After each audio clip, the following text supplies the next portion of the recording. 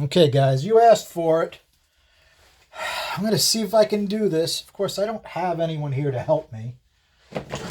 But what I did is this is the valve that we tried with the slight evaporation ridge. Okay? So what I'm going to do is I'm going to show you how I do my burr texture on this. I don't know if I'm going to spend... I don't know if I'm going to do the really critical part, which is where the stem meets the valve head. And it's going to be noisy. I have to set the drill with a small clamp to hold the trigger.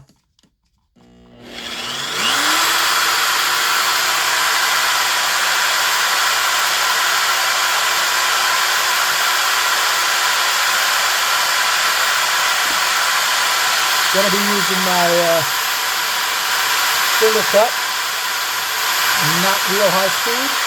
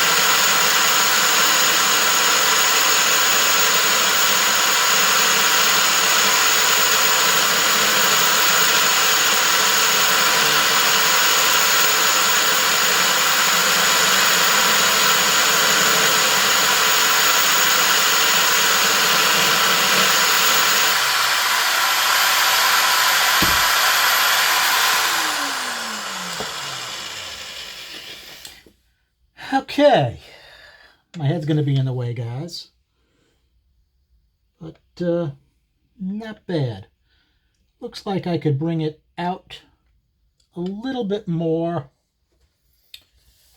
Let me take a look and see if I have a smaller burr set up. That one's a little bit smaller. I could use this. This is on a different drive. Let me fire up my other drive. Oh, I got no power. That drive actually crashed the other day. It may be unplugged.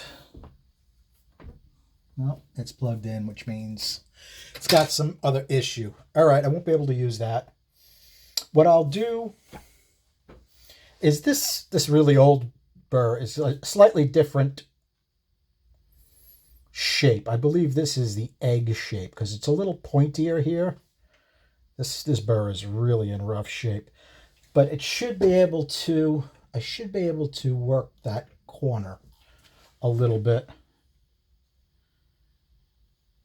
and I may actually go over this with this burr. This, because it's all beat up, it gives a really nice texture, better than probably that single cut. So we're going to try that.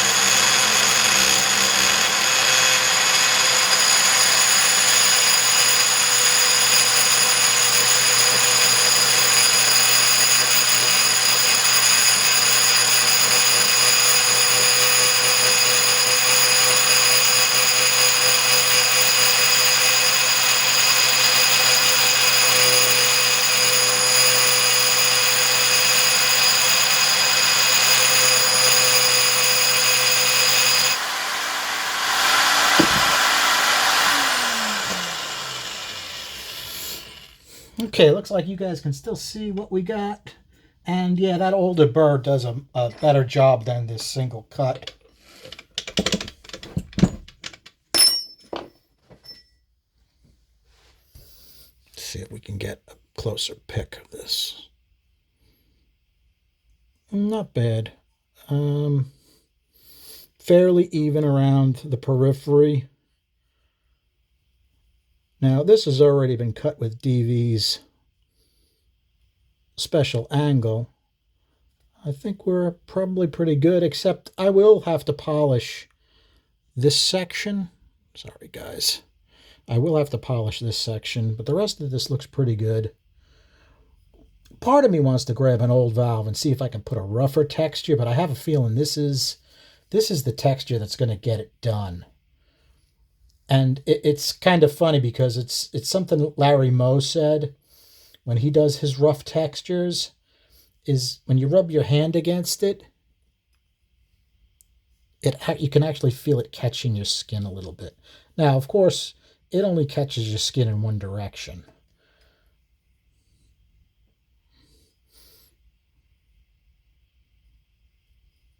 All right, guys, I guess that's it for this. Hopefully that was what you guys wanted to see. This is just going to get polished with a small cartridge roll. I actually have to dig up my smaller cartridge rolls. I have mostly half-inch stuff here.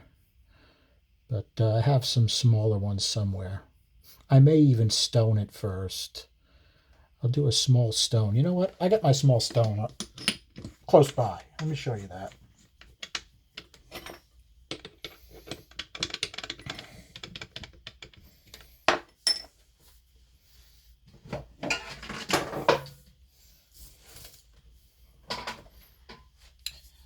This is actually a Dremel. And it works pretty good for little stuff like this.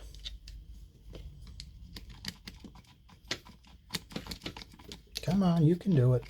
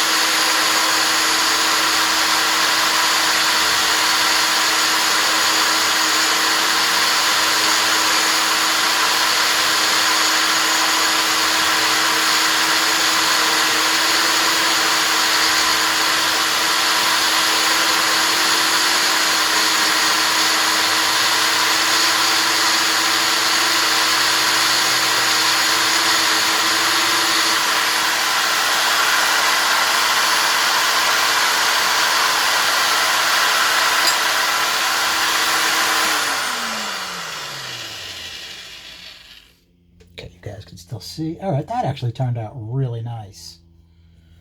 Let me see.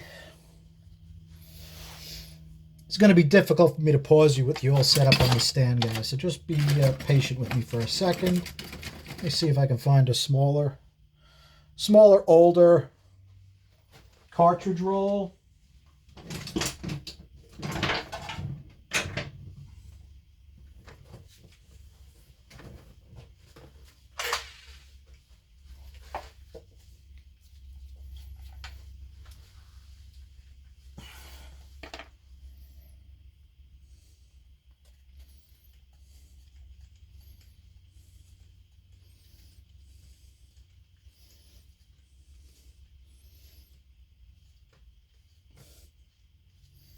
All right.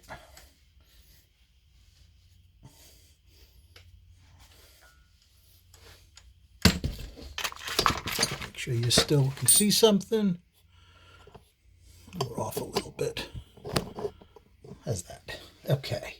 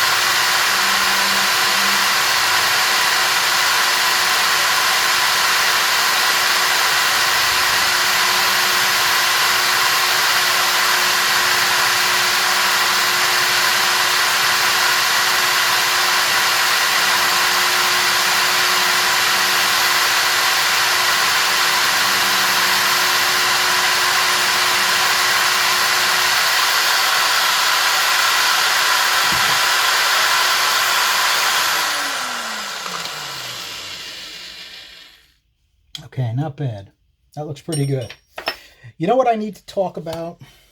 Someone who obviously is way smarter than me is going to say, oh, Charlie, you weakened that valve terribly. Let's grab another fresh, new one, right? Okay. Now, if you pay attention to the engineering books that I showed you guys a while ago, there's a whole section on the strength of materials and the surface textures of materials. And these are going to be a high carbon steel. You can tell because of the corrosion that gets on it. And similar to like a connecting rod, maybe. Connecting rods are a good example because I had a conversation with a professional engineer when I was a kid, and I was polishing rods, and we got into a pretty steep argument about which rod is better, the rod that has a little more metal on it, or the rod that you polish the beam. Now I know the answer to that because I did the research on it. Okay, forged steel, when you polish out all the imperfections, any places that stress rises can develop, can increase the strength up to 50%, which is no joke. If you're pushing stock stuff to 7,000 like I was back in the ancient times, you needed to make stock stuff pretty tough, otherwise it was going to come apart.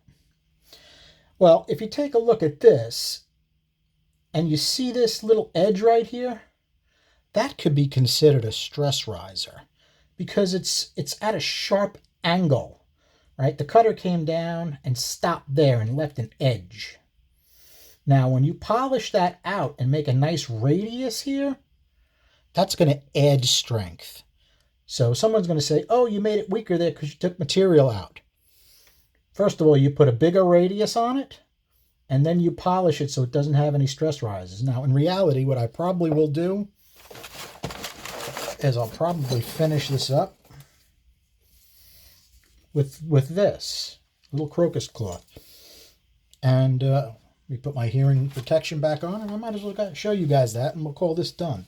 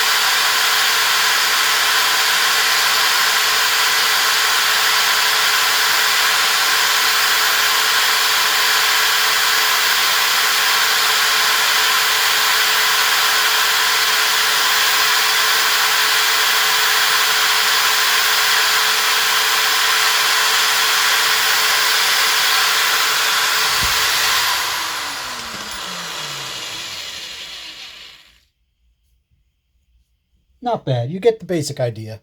It could use a little more work. I don't even remember if I finished my argument I was having with the professional engineer.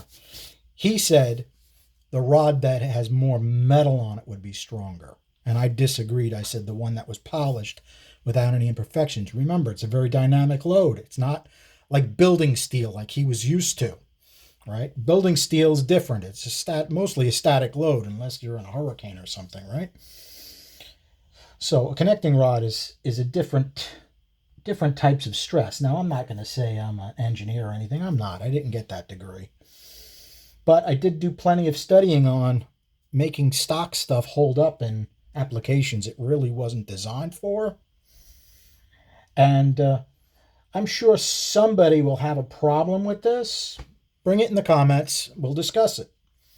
I'm not saying I'm right. I'm saying I've done stuff like this before and never had an issue with stuff that was pushed pretty hard. Now, this is a stock 3/8 stem 318 valve. The only thing that's noticeably different about that one and the one I have been using, this one has practically no margin. Okay, I don't know if you guys can see that or not, but this has practically no margin. It's from a different engine it was run before. This is a never before run. Notice how thick our margin is. Let me see if I can get that in focus. All right. Okay. You got a nice margin there. We're going to try this just the way this is. Actually, what I think I'll do is I already did the flow test where I'd stoned the pinch a little bit.